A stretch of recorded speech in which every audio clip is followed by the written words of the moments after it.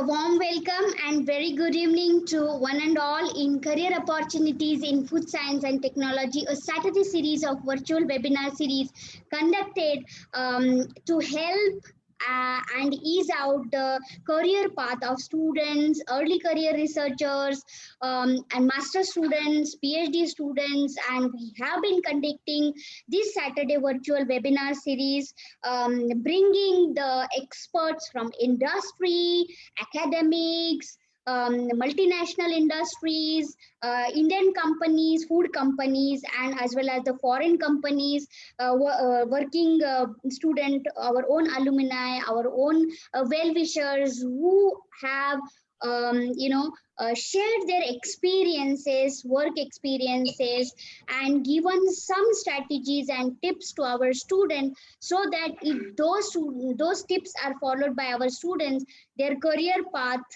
will be more eased. Also, they would be more empowered and there would be more capacity building. So within this context, to carry on that legacy today, in this career opportunities in food science and technology webinar series, we have with us Anas Shaikh, and I am so happy, Anas. When I was reading your biodata, my memories were, flashing back, and I was visualizing even during your undergraduate days. You were so enthusiastic, and you were so much eager to, do different things and very curious. I remember you were the student who used to ask a lot of questions, be it a laboratory, be it a theory class, and then that is how I see today a curious person can build such a beautiful biodata. So proud of you, Anas. Big congratulations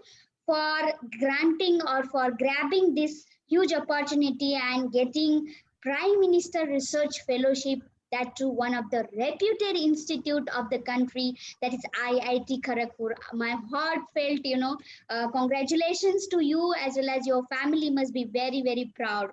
So Anas is currently doing, Anas has done MTech from IIT Kharagpur, and in his MTech also, he was the first rank holder in food process engineering. So congratulations once again, Anas, for that Thank you, ma'am. upload and recognition also.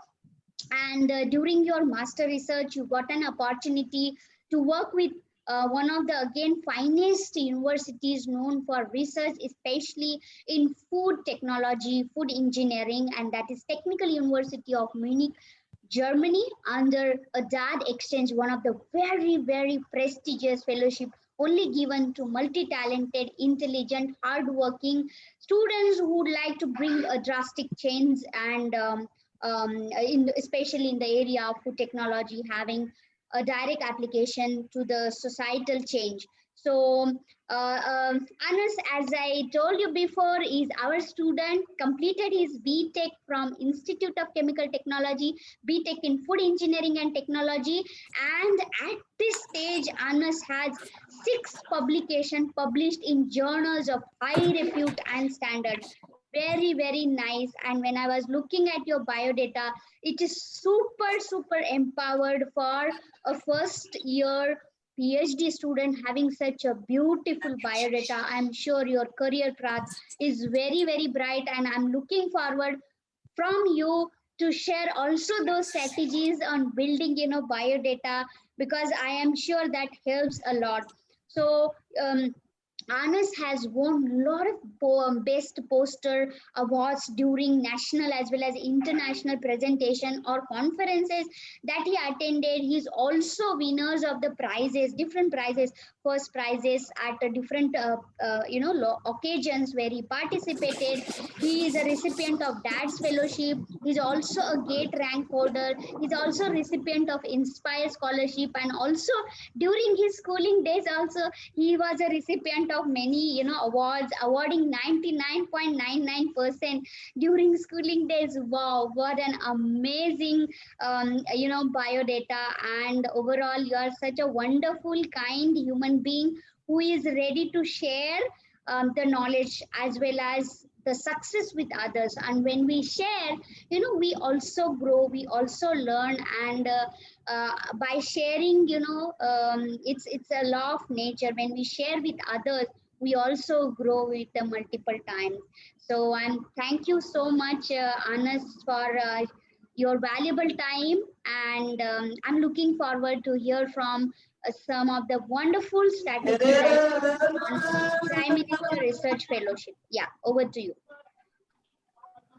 First of all, thank you, ma'am, for giving me this opportunity. Like when you first approached me to give this talk, I was really honored because it brought back memories of ICT to me. Like you said, after you went through my LinkedIn profile, so you got memories of me in BTech days. Similarly, I also got memories of you. Like all the teachers at ICT, they're very enthusiastic and they're all always very supportive. Especially Shalini ma'am, she's herself an inspiration.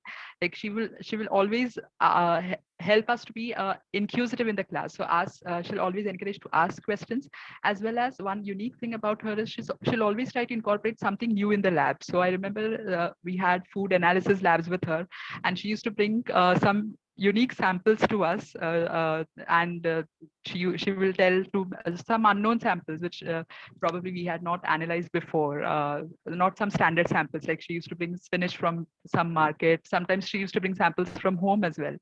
So indeed, it's even looking at her curiosity as well has been quite an inspiration to not just me, but to all my batchmates, as well as well as the expertise of all our other teachers at ICT and at IIT. It has been really incredible that way. So now I would like to start my presentation. I just shared my screen.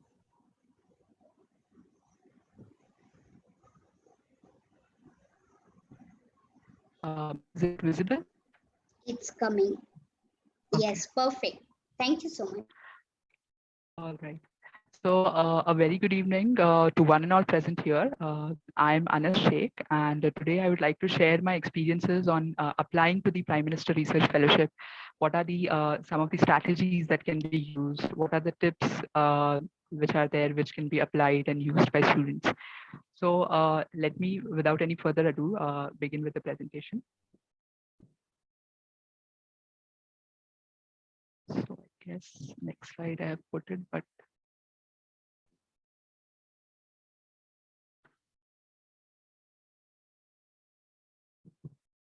okay.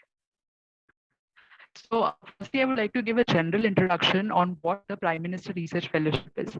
Actually, when I was in my BTech days in ICT, at that time only I was introduced to this scheme. So it was indeed in 2018-19 when when the government introduced. So I had completed somewhat my BTech, and people were talking about the scheme that there is going to be this scheme which has a very high fellowship and which was at that time said that it's only for IIT students or only for those who will be working will be pursuing their PhDs in IITs.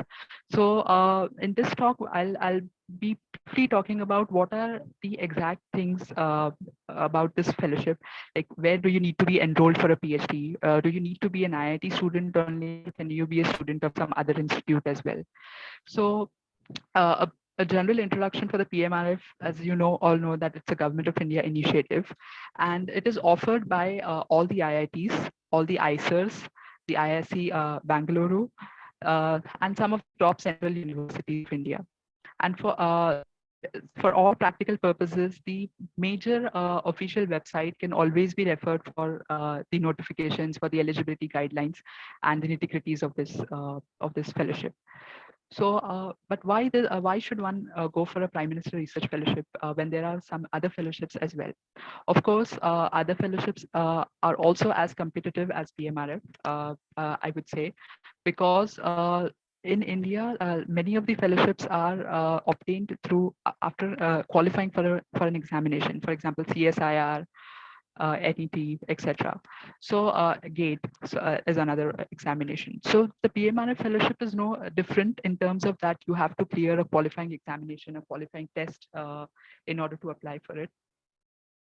but it has its own prestige in terms of the rigorous screening process that an applicant has to go through to obtain this fellowship, as well as it is unique in its significance that it gives an opportunity to collaborate with industrial partners.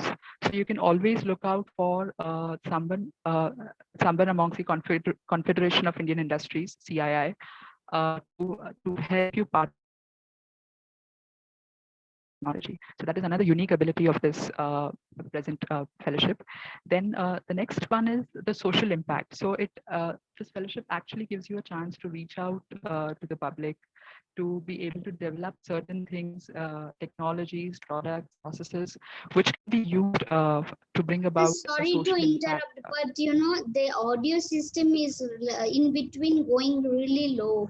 So All if right. you can, yeah, but just keep it like stable, it would be helpful. Okay, It ma'am, is what I'll going do really is low.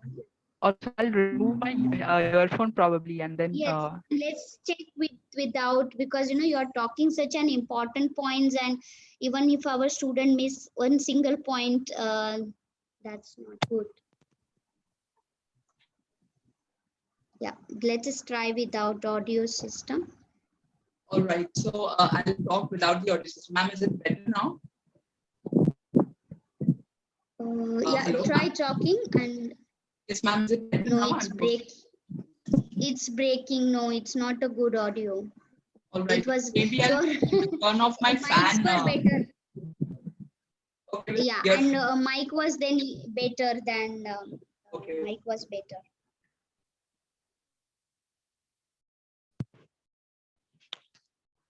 Sorry, I'll try talking a bit louder, Yes, probably, yes, and yes. Now yeah. it looks like better. Yeah. Sorry to All right. interrupt, but it's very No problem. important. Sorry.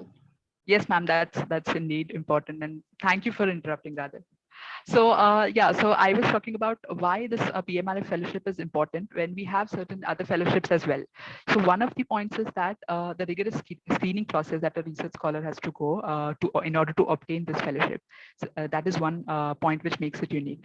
Another very important point which makes it unique is the industrial collaboration, which is possible. So this fellowship gives you an opportunity to collaborate with industrial partners, choose amongst from the industries which are there in the Confederation of Indian Industries, CII, as an industrial partner, who will help you to commercialize your product or process or a technology that you have developed. The next important point, which makes this fellowship unique, is the social impact. So it gives you a unique opportunity to reach out to the society and solve some problems which are actually faced by the country at at uh, at a at an advanced level. So that is what makes it even prestigious and makes it even attractive. Another point is the fellowship amount. So generally, it is like Shalini ma'am had told that it's almost double the amounts. You can check the amounts on the PMRF website. So it's 70,000 per month that you get in this fellowship. So that's also quite an attractive option, which attracts the students, fresh graduates, to be able to apply to this fellowship. So the next point is now who can apply and where to apply and when can we apply?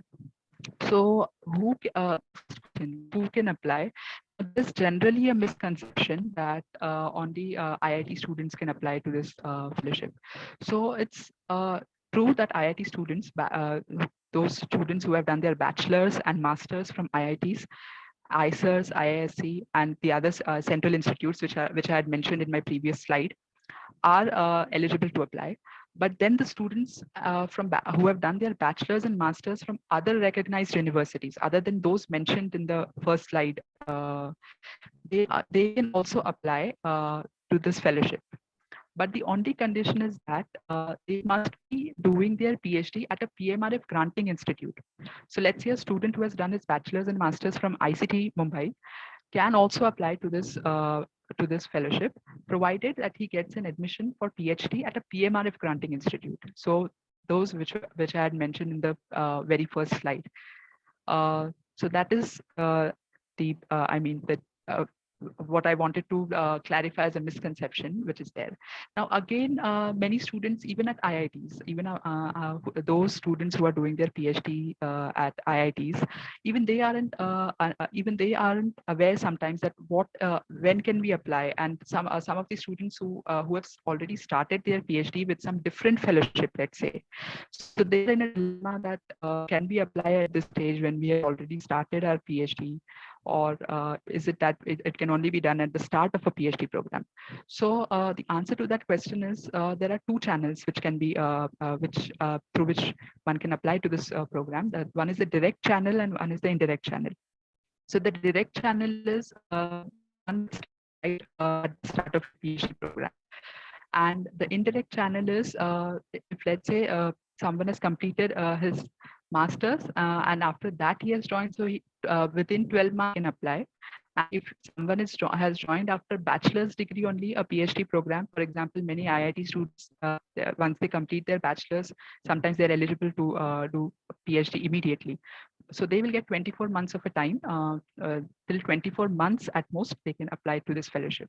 So that is the another point which is very important for the application, so that people don't miss out on this opportunity, even if they have started their PhD.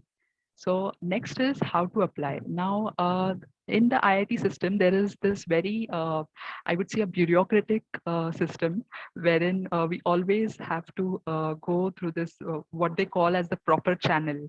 So this is that word at IIT, which they call proper channel. So which is like you have to get your, for any simple thing, you have to get it approved by your supervisor, then by the department, then by the institute, and then yeah, your job will be done. So in this particular thing on how to apply to PMRF, so firstly you will have to contact your supervisor and you will have to show your interest that that you want to apply to this particular fellowship.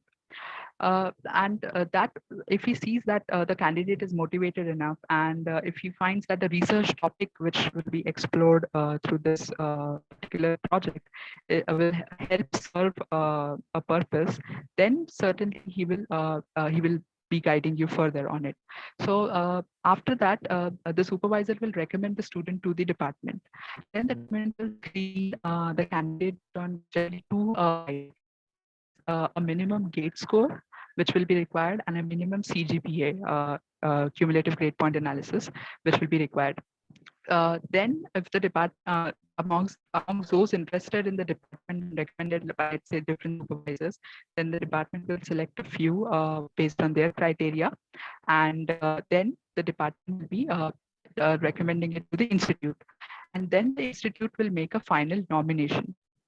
Hello, ma'am, am I audible? Just I was getting a Very signal. much. Yeah, very All much. right, all right. Okay. Okay. So then the nominations go to the institute level, and then the institute will finalize the final nominations for the candidates, and they will send an email to the candidates that, okay, you are being nominated, and so you have to be ready to fill in the application form within.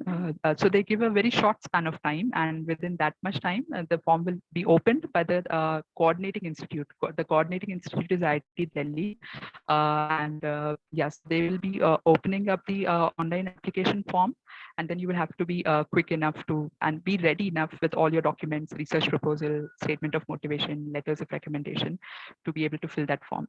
So yes, so that is how the basic pattern goes. Now I'll just elaborate a bit more on each of these aspects.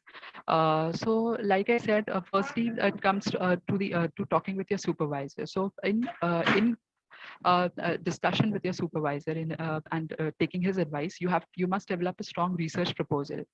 Now, the research proposal should have a societal benefit. It should be tackling a critical issue which is there in the society. So, in my case, I had as an written about the problem of food getting wasted, because of which it is not being able to reach out to the masses properly in the supply chain when the fresh produce gets wasted. So that was my as in the issue that I wanted to tackle. And then there is another aspect which is important to have a strong research proposal is it should be application oriented. At the end of the day, there should be some tangible outcome to be used by the society and to be used by the people. So yeah, that's what will make a strong research proposal. Then next is the identification of research gaps. So many a times sometimes what we do is, let's say at the undergraduate level or something, we students are given projects which are, let's say, a small part of a PhD thesis, or let's say some work which has been done for something else, and then you are doing it for something else. Let's say for food product A, it has been done, and you're doing it for food product B. So that is not how it should be there in this particular research proposal. It really has to be a, an- a, a significant research gap, which is an area which has not been explored, which will be explored through this particular project of the PMRF. Then also there should be availability of laboratory facilities. Now, one of the I've put this in this particular point in talks with the supervisor is because many a times the supervisors ask that, okay, you want to use these facilities, like it may not be there in my lab, so it may be there in, let's say, some other lab, or so you have to really find out, and you have to be very specific on what methodologies you are going to adopt to be able to do that work. So it should not be something which you are making up in the clouds, but it has to be something substantial and to the point, and you should be clear about the methodologies which you'll be using. So the next comes what happens at the departmental level. So once you have formulated a good research proposal with in talks with your supervisor, the application then goes to the department. So I would like to mention that now, since you have decided a topic, you don't have to make a research proposal at that point itself, although you should start preparing it. But initially, this screening process by the department and the institute goes on, and only when the application form, you get an email to fill in the application form, can you fill in an application form. So it's not open to all, only the nominated candidates can fill the form.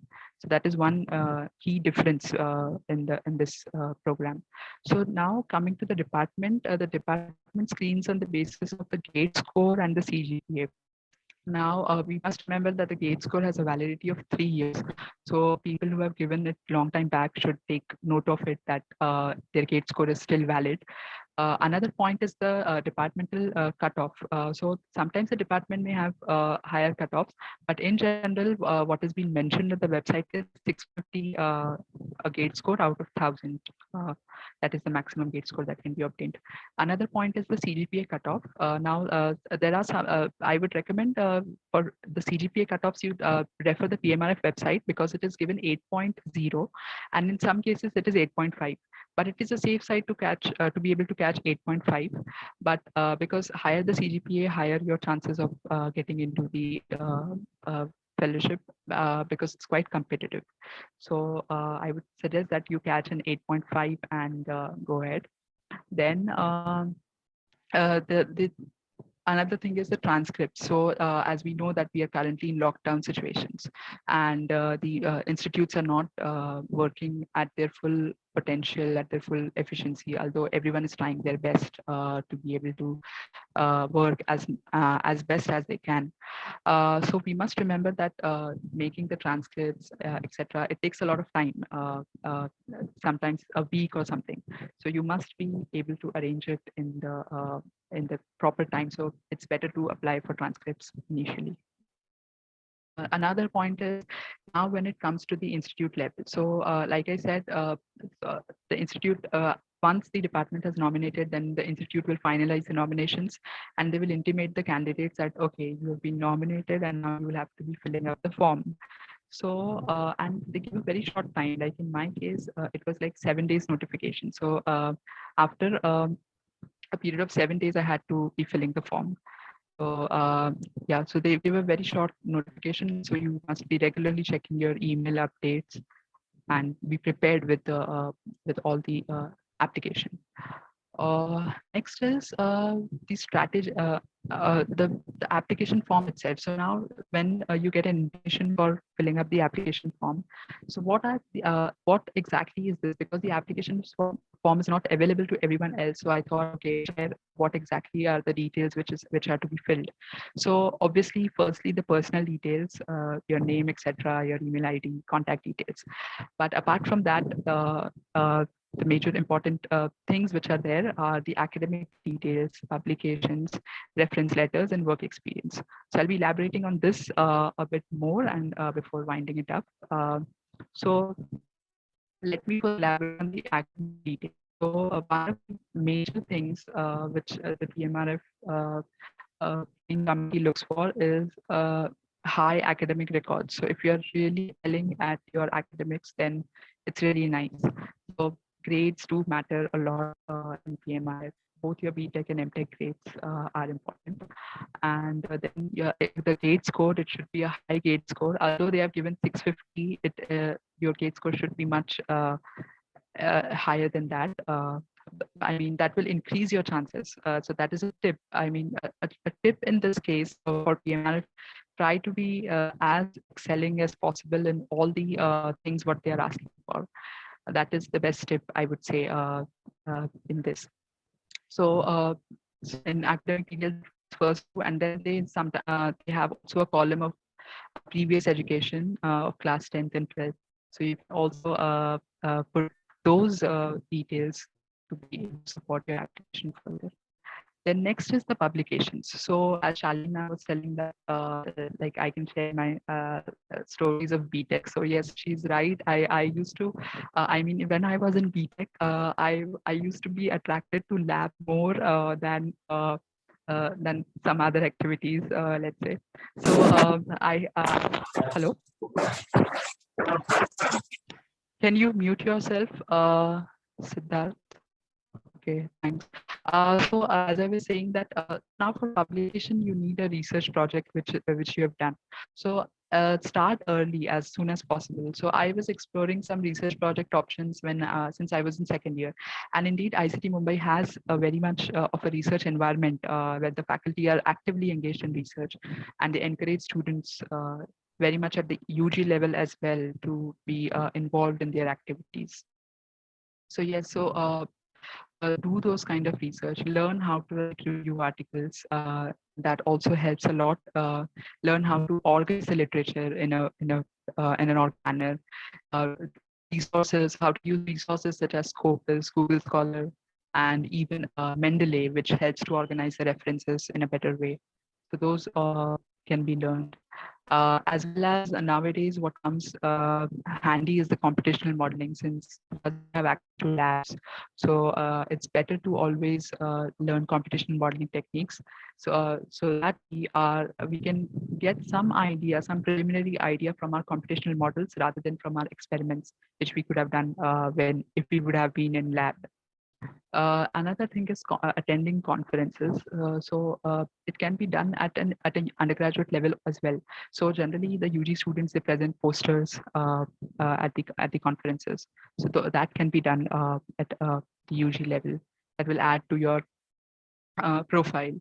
Similarly, the research awards, let's say if you're presenting posters, then there are poster presentation awards. So if you're able to get those, that certainly adds to your CV. And the diversity of topics. Now, I am like, I like chemistry, I like biology. So something in undergraduate, you have to be exploring different disciplines. So just have a look at the time. Okay, so we have time.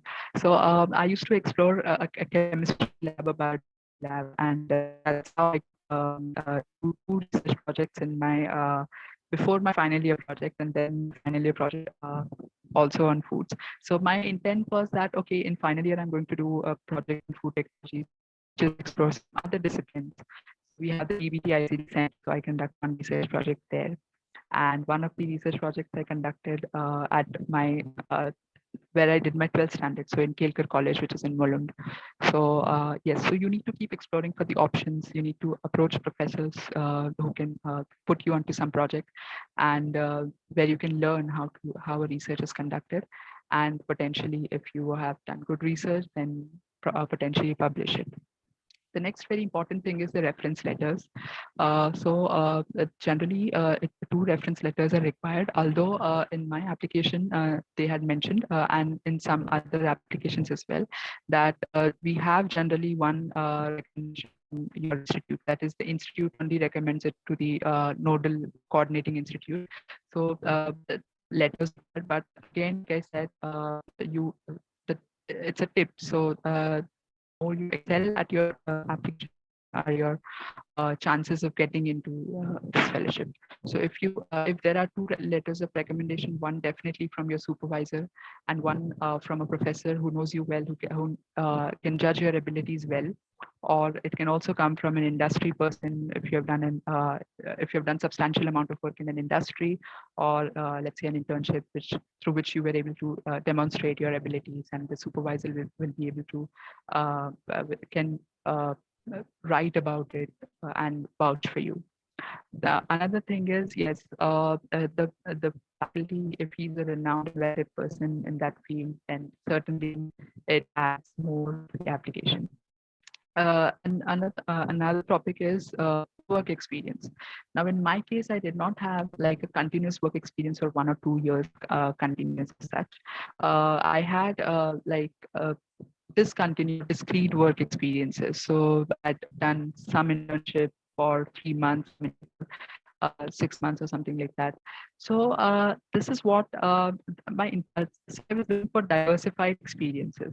So in my work experience, I had the number of years, total number of years, 0, 0, because I did not have an absolute number to as in count, because it was not a continuous work experience. I used to do discrete things. So yes, that should be done. I mean, the work experience does not only mean that a proper job in typical terms as we see and in an industry or academia, but smaller internships also count. And again, if someone has done a lectureship somewhere, that also counts as a work experience. And in fact, PMRF fellows are given are given the responsibility of visiting a polytechnic college every week. To teach the polytechnic students some topic which they can learn from. So that teaching responsibility also comes with this fellowship. Another point is the international exposure. If you have such as Olympiads, the PMRF website itself mentions that if you have, let's say, some Olympiad competitions which you have good scores at, that will add to your the profile. Then if you have an international student exchange, let's say, that again will add to your profile. So with that, I think I'm done with most points that I wanted to say.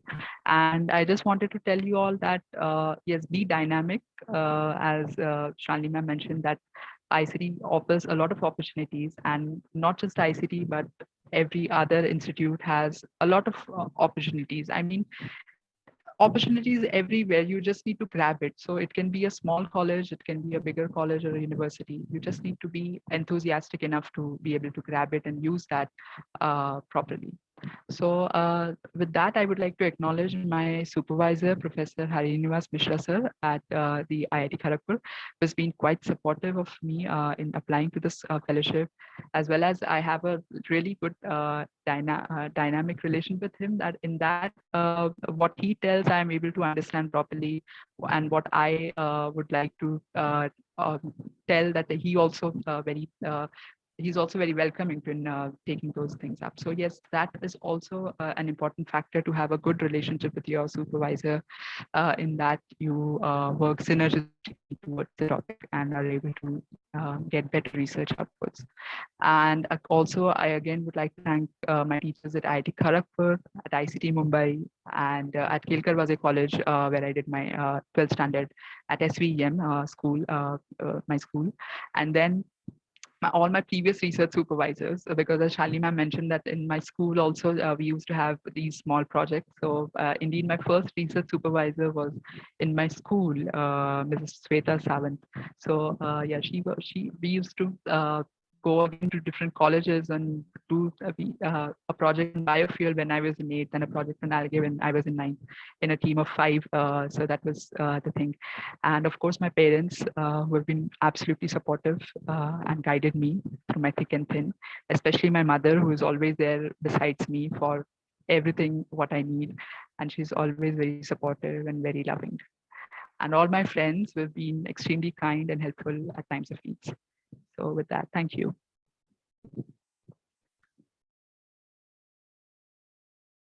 Wow, what a wonderful insights and very thought-provoking talk you have given Anas very wonderfully. You have shared all the honest experiences and tips and strategies, whatever you had with you.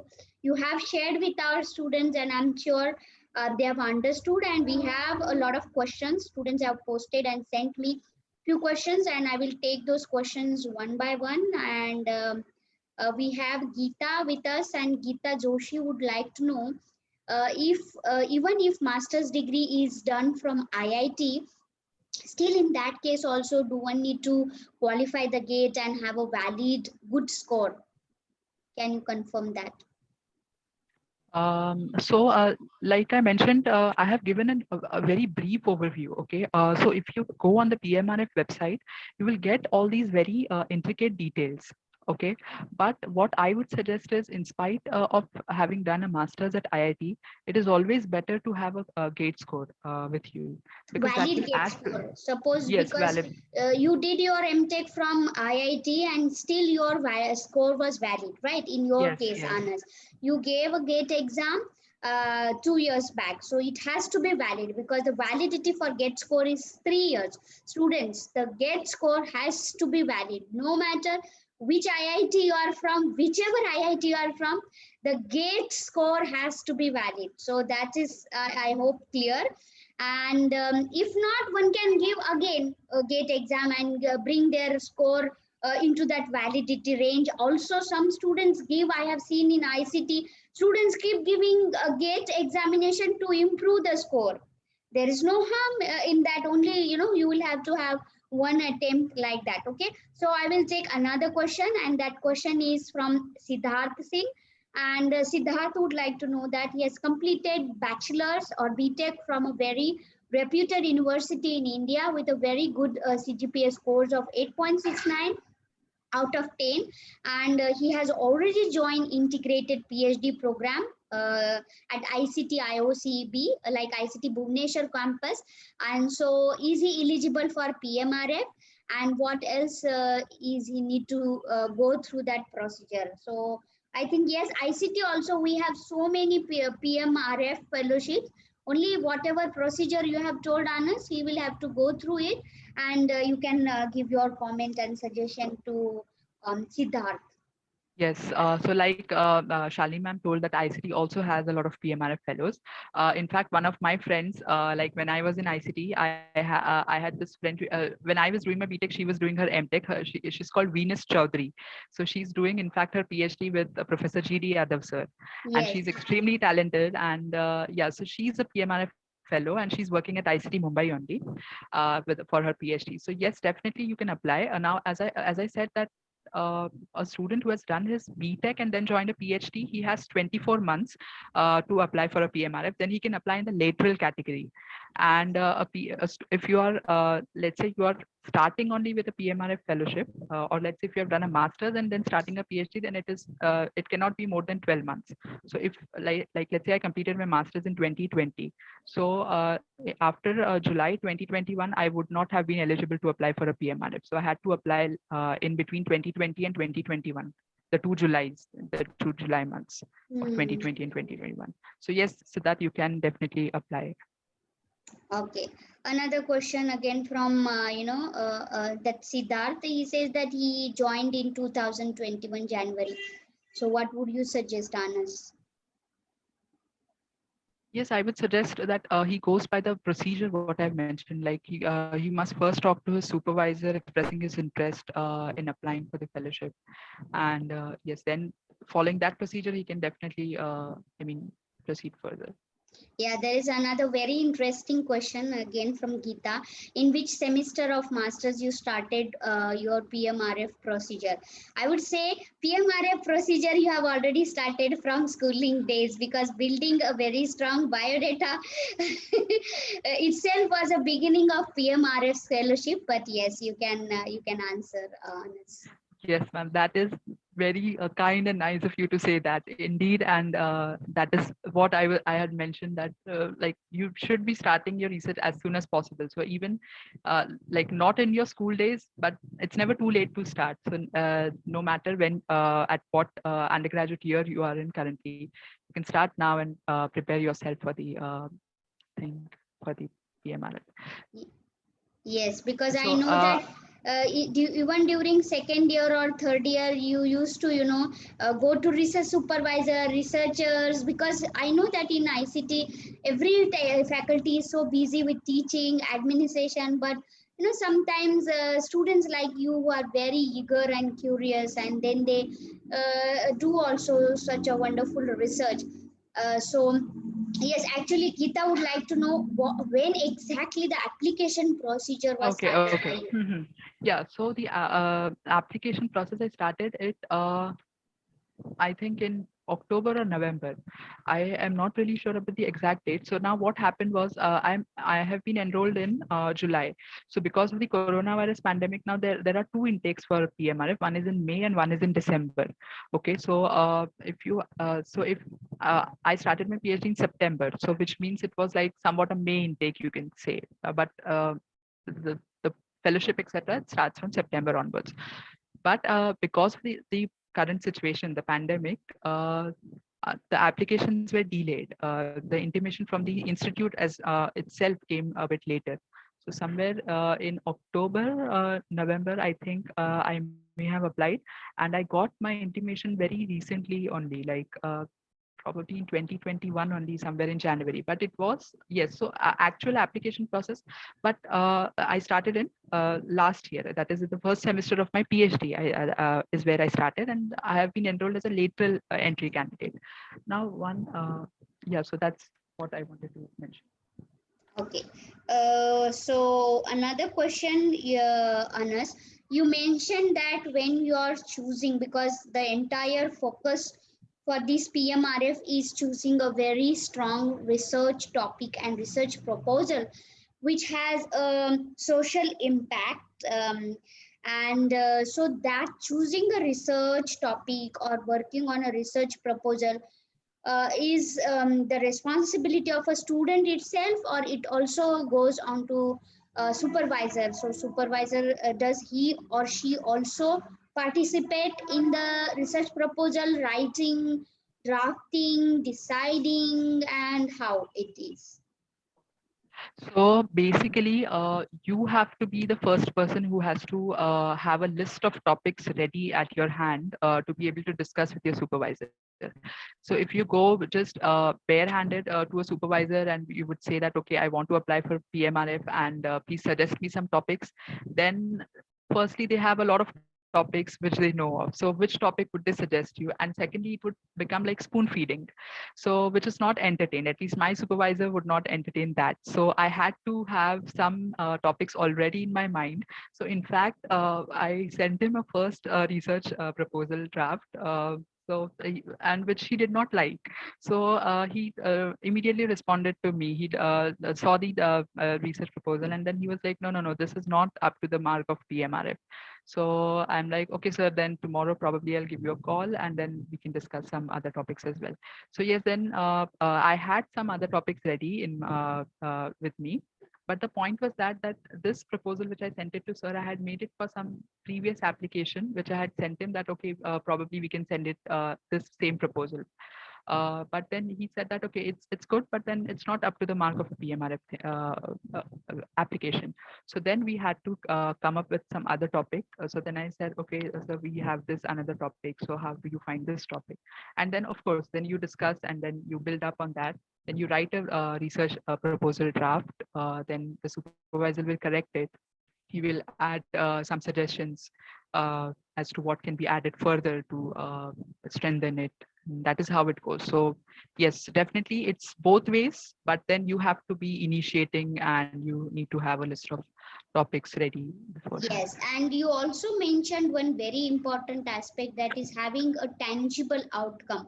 So, like, how can the students work out in such a way that they bring that point? Do they have to do a more literature survey, work out, and really work hard on the proposal? Because I think it's the main thing. Of course, your biodata is important, but sometimes beyond biodata, having a very good research proposal, I think, is the most important part of a PMRF.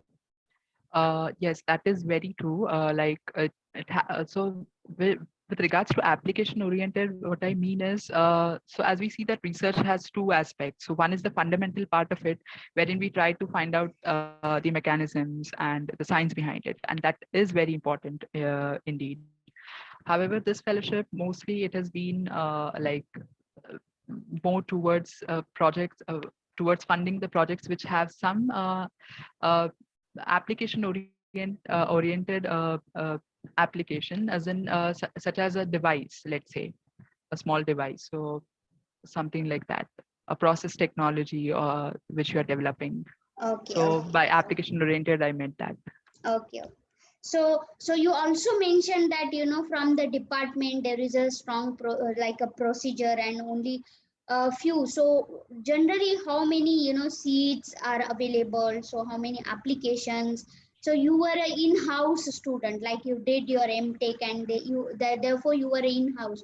So are there applications coming from outside? Say for example, master students from ICT would like to go for PMRF at IIT Kharagpur or IIT Delhi. So are these kind of applications are also pulled and goes into the same system? um, I am not completely sure as to how they segregate it, because that happens at the institute level. But what I can say is currently the intake at which the PMRF fellows are being selected is far less than what is expected.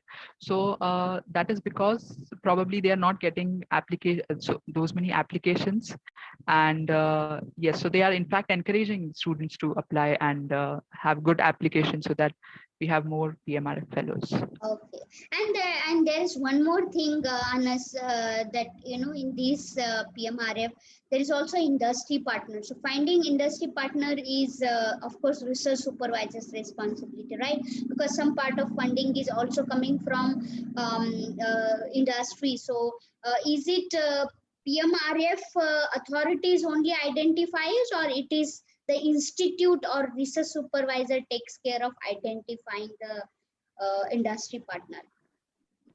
Um, as far as I know, it will be in consultation with the research supervisor only. Okay, So yes.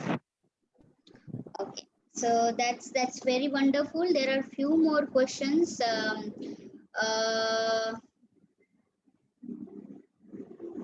yeah. So Geeta is saying that she is currently in second year of masters. So can she apply in coming November for this PMRF? She's in her second semester of her master's, and yes, I think she can apply. Yes, and Definitely, she can apply. there is no harm in In applying. fact, yes, yes, exactly. So this is one point which I wanted to make, that just as you can give a gate examination when you are in your final year of BTech, similarly, you can apply when you are in your final year of MTech, or even your final year of BTech. If you have really excellent performance, then even you can apply in your final year of BTech as well. Start applying.